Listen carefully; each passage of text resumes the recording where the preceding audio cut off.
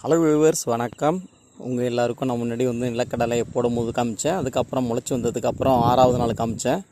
அதுக்கப்புறம் 12வது நாள் ஒரு நாள் காமிச்சேன். இன்றைக்கியோட 16 நாள் ஆகுது. நீங்கள் பார்த்துக்கிட்டு இருக்கிறது 16வது நாள் செடி. இப்போ இதுக்கு ஒரு மருந்து கொடுக்கணும்.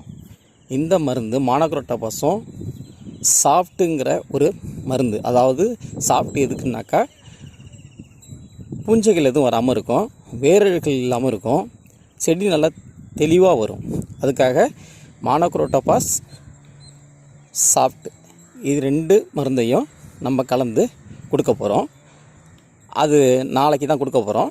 நாளைக்கு மருந்து அடிக்கும் போது உங்களுக்கு நான் அதை காமிப்பேன். பார்த்திங்களா எப்படி முளைச்சிருக்கு பார்த்தீங்களா? இந்த 15வது நாள் செடியில் கண்டிப்பாக ஒரு மருந்து கொடுத்துடணும்.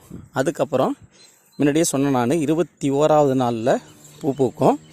அந்த 21 நாள்லேருந்து 25 நாளுக்குள்ளே ஒரு களை ஒன்று எடுத்து விடணும்.